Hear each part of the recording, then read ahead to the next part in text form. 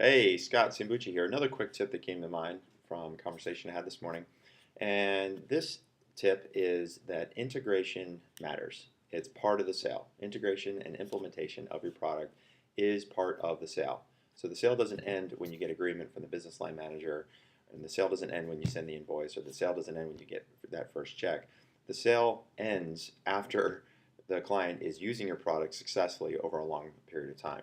And so the idea of integration is something that is a great book by Neil Rackham that is also the author of Spin Selling. It's a very, very good sales process book.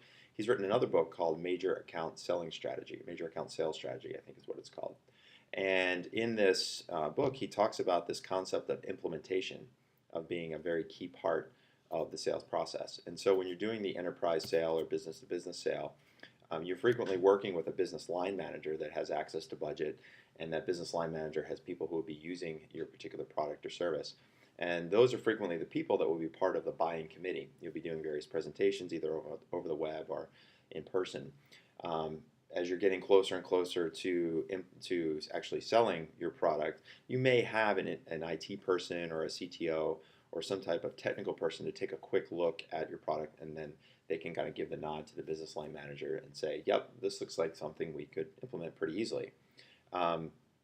Just because that technical person or that technical representative says they can do it easily doesn't mean that it will go easily. And it may be nobody's fault from the standpoint that it's not the client's fault if they don't have time or resources. But if they don't have the time and resources to actually implement your product and service, then it doesn't get implemented, it doesn't get integrated, your users aren't using it.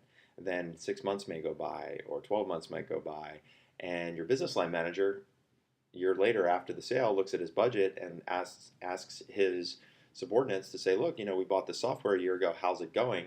And if he expected 20 people to be using it and only 2 are using it because it hasn't been fully integrated as part of the enterprise across the IT system, then you're dead in the water when it comes time for that renewal. So as a way to mitigate this risk, what you need to do is part of the sales process is tackle this head on. Once you have the meeting with the business line manager that might include that technical representative, take time specifically to take those 2 people aside and say, look, it sounds like we have agreement that you guys are going to go forward and buy my product. I'm really great, happy, can't wait to get started with you. Now what I want to do is structure and document an implementation plan so that we know what exactly the resources that you'll need from us.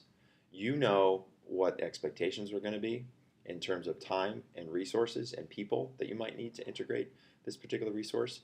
It may not just necessarily be technical resources. Maybe it's something as simple as training and allocating that time and structuring and setting aside that time to do the training with the people, the actual users of your product.